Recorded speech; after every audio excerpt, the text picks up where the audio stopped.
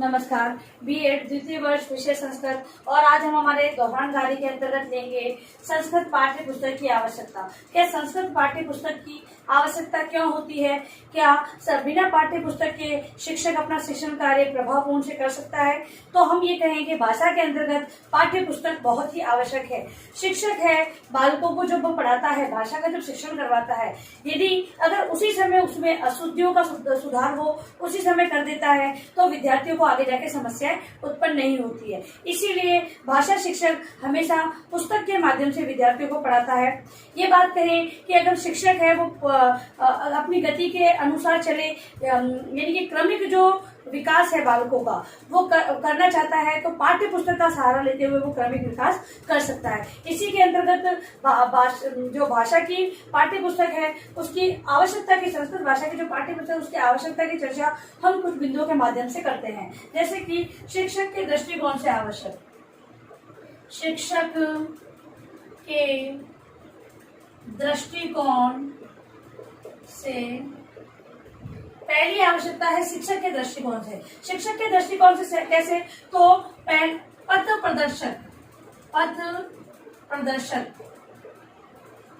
पाठ्य पुस्तक है वो शिक्षक को राह दिखाती है कि उसे किस प्रकार अपना शिक्षण कार्य करना है। शिक्षक कक्षा में जाए, कभी कुछ पढ़ा दे, कभी कुछ पढ़ा दे, क्योंकि अगर पाठ्य पुस्तक नहीं होगी तो उसे ऐसे ही करना होगा। जो ज्ञान है वो अपने अनुसार देना होगा और अपने अनुसार जब वो ज्ञान देगा तो कहीं पर जो हमारे सिद्धांत है, जो नियम है, उसकी पालना को न करते हुए वो चलेगा। अब अपने नियम सिद्धांत है, अपने सूत्र है, उनको अपनाते हुए अध्यापक को चलना है तो उसे पाठ्य पुस्तक का सहारा लेना होगा। इसी प्रकार से जो पाठ्य पुस्तक है वो अध्यापक का पथ मतलब रास्ता और प्रदर्शक मतलब दिखाने वाला, रास्ता दिखाने का कार्य करती है। फिर है सीमाओं का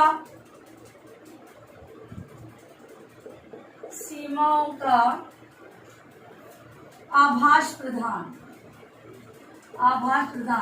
अब सीमाओं मतलब कि अध्यापक है उसे किस सीमा तक किस प्रकार कार्य करना है, कौन सी कक्षा के लिए किस प्रकार नियमों को पालन करना है। सीमा मतलब कि अगर हम कहें कि जो अध्यापक जो शिक्षण कार्य करवा रहा है उसे किस प्रकार आगे बढ़ना है, ठीक है, कहाँ पर रुकना है, कहाँ पर चलना है, वो सारी उनकी सीमाओं का आभास प्रदान करने के लिए पाठ्य पुस्तक होती है। अध्यापक पढ़ाते पढ़ाते कभी कभी ऐसे शिक्षण का कार्य इस गति से करता है कि विद्यार्थियों को समझ में नहीं आता है। फिर पाठ्य पुस्तक है उसके अंतर्गत जो नियम दे रखे होते हैं, जो पाठों का जो अन्वय है, उनकी गति है वो दे रखी होती है, उसके माध्यम से आभास हो जाता है कि अब मुझे इस कक्षा में जब पढ़ाना है तो इनके आधार पर ही पढ़ाना होगा, तो उसे सीमाओं का आभास होता है। फिर है सफल शिक्षण हेतु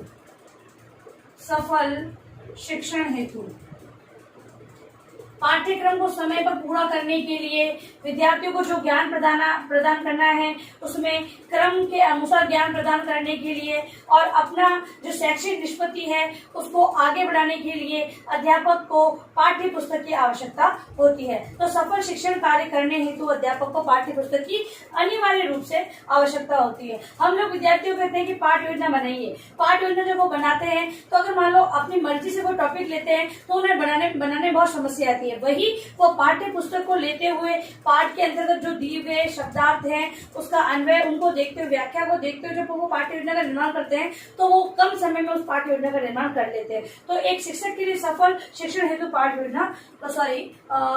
पुस्तक आवश्यक होती है। दूसरा है छात्रों के दृष्टिकोण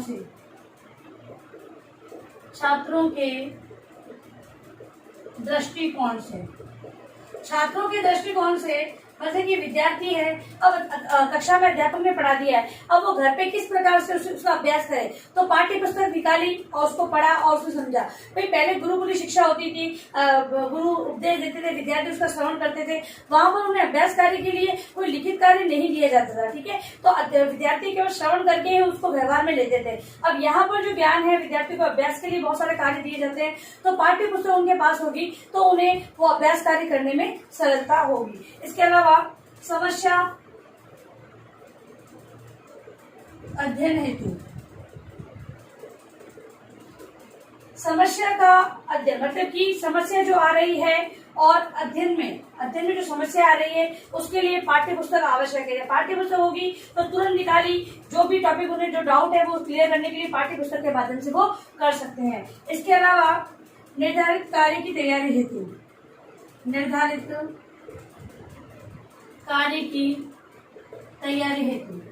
जो निर्धारित कार्य उन्हें करना है, जो अध्यापक द्वारा गृह कार्य भी दिया गया है या फिर परीक्षा की दृष्टि से उन्हें कोई तैयारी करनी है, तो पुस्तक होगी तो वो निर्धारित समय पर उस कार्य को पूरा कर सकते हैं। इसके अलावा व्यक्तिगत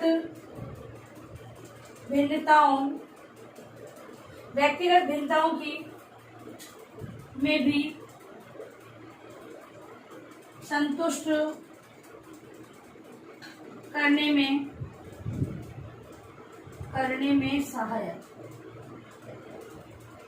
अब व्यक्तिगत विभिन्नता है तो विभिन्न प्रकार के मानसिक बुद्धि, शारीरिक विकलांगता, अपंग या फिर पिछड़े या फिर कोई भी मंद बुद्धि बालक, हम विभिन्न प्रकार की विद्यार्थियों को कक्षा में शिक्षण का कार्य करवाते हैं। तो उन बालकों को जो भी समस्या आ रही है पाठ्य पुस्तक के अंतर्गत उन सभी चीजों का समावेश होता है जिनसे कि बालक सरलता से समझ सकते हैं। इसीलिए पाठ्य पुस्तक के अंतर्गत व्यक्तिगत जो विभिन्नता वाले बालक है उनको ध्यान में रखकर उनकी आवश्यकताओं की पूर्ति पाठ्य पुस्तक करती है।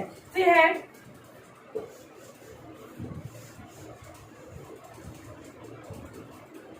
उपयुक्त पुस्तकालयों का अभाव।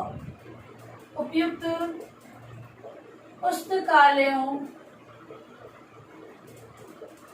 का अभाव। उपयुक्त पुस्तकालय, विद्यालय में उपयुक्त पुस्तकालय नहीं होते हैं तब पाठ्य पुस्तक है वो विद्यार्थियों की, शिक्षकों की आवश्यकता की पूर्ति करती है। पुस्तकालयों में विभिन्न प्रकार की पुस्तक होती है, सहायक पुस्तिका होती है, उसके माध्यम से विद्यार्थी समझते हैं। लेकिन इनके अभाव के कारण क्या होता है, पाठ्य पुस्तक है वही सारी भूमिका निभाती है, शिक्षकों के लिए सहायता प्रदान करना, विद्यार्थियों को सहायता प्रदान करने का कार्य करती है। इसके अंतर्गत पुस्तकालयों में पुस्तकों का अभाव होता है, उस कारण से जो आवश्यकता की पूर्ति करती है पाठ्य पुस्तक। फिर है समय की बचत। अब अगर चौथा बिंदु हमारा समय की बचत।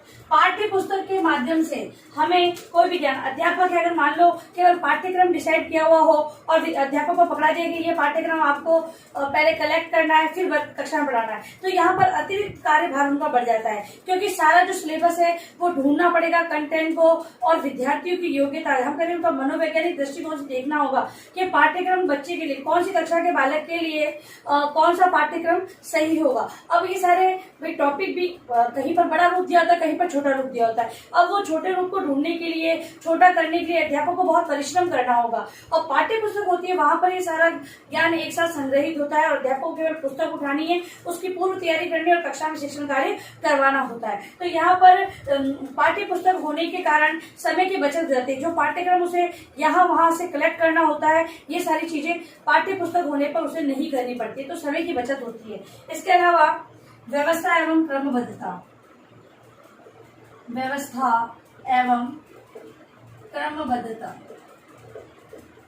पाठ्य पुस्तक के माध्यम से जो कार्य होता है, शिक्षण का कार्य होता है, वो व्यवस्थित रूप से होता है और क्रमबद्ध रूप से होता है। अब वो पाठ्य पुस्तक नहीं होगी तो अध्यापक अपने अनुसार किसी भी टॉपिक को कभी भी पढ़ा लेगा। लेकिन जो पाठ्य पुस्तक होती है उसके अंतर्गत डिसाइड होता है कि कौन से माह में कितने कोर्स करवाना है, क्योंकि जो उनकी परख है, जो मूल्यांकन की व्यवस्था है वो उन्हीं आधार पर, पाठ्यक्रम के आधार पर ही डिवाइड होती है। तो अध्यापक है वो सही समय पर उस कोर्स को पूरा करवाता है, यानी कि वहां पर व्यवस्था और क्रमबद्धता दोनों बनाए रखने के लिए पाठ्य पुस्तक आवश्यक होती है। इसके अलावा मानसिक शक्तियों का विकास। मानसिक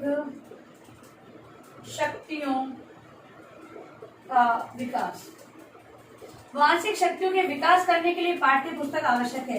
बालक है, अब वो मान लो जो कक्षा में अध्यापक शिक्षण कार्य करवा रहा है तो विद्यार्थी के पास पुस्तक नहीं है, अध्यापक पढ़ा रहा है, वो भी मैटर कहीं से ढूंढ लेता है और अध्यापक पढ़ा रहा है। अब यहाँ पर क्या होगा, सही क्या है गलत क्या है विद्यार्थी कुछ नहीं कर सकते, यहाँ पर तर्क वितर्क की कोई बात नहीं होगी। लेकिन अध्यापक के हाथ में ही पुस्तक है, विद्यार्थी के हाथ में ही पुस्तक है। जब शिक्षण का कार्य हो रहा है तो अध्यापक शिक्षण करवाते समय विद्यार्थियों को कठिन शब्दों पर अंडरलाइन करवाएगा, उससे संबंधित उसके अर्थ को बता सकता है। तो यहाँ पर क्या हो रहा है, प्रत्यक्ष रूप में किताब में जो मुद्रित पाठ है उसके माध्यम से विद्यार्थी है वो जो ज्ञान प्राप्त कर रहे हैं वो स्थायी ज्ञान प्राप्त कर रहे हैं। ठीक है, अगर मान लो कोई समस्या आती है तो विद्यार्थी वहीं पर खड़े होकर पूछ सकते हैं कि हमें ये समस्या आ रही है, और अध्यापक उस पुस्तक के माध्यम से उस समस्या को दूर कर सकता है। ठीक है, तो वही है कि मानसिक शक्तियों का विकास, यहाँ पर बालकों की तर्क करने की क्षमता, विचारों के आदान प्रदान की क्षमता का विकास होता है पाठ्य पुस्तक के माध्यम से। तो इस प्रकार से हम कह सकते हैं कि जो संस्कृत पाठ्य पुस्तक है वो विद्यार्थियों के लिए, शिक्षकों के लिए, समय की बचत के लिए, मानसिक विकास के लिए, ठीक है, सभी प्रकार से आवश्यक मानी गई है। अब लिखिए अपना गृह कार्य प्रश्न। ये हमारा दोहरान कार्य था पाठ्य पुस्तक की आवश्यकता। अब इसका आप गृह कार्य प्रश्न लिखो। संस्कृत पाठ्य पुस्तक की आवश्यकता को समझाइए। संस्कृत पाठ्य पुस्तक की आवश्यकता को आपको बिंदु के माध्यम से समझाना है। और अंत में आप लोगों से निवेदन है कि इस महामारी के दौर में कम से कम ये आवश्यक कार्य होने पर घर से बाहर जाएं। बाहर जाते तो 3 बातों का विशेष ध्यान रखें, मास्क लगाएं, सोशल डिस्टेंस बनाएं और हाथों को बार बार सैनिटाइज करें। और जहां तक हो सके घर में ही रहिए, सुरक्षित रहिए। धन्यवाद।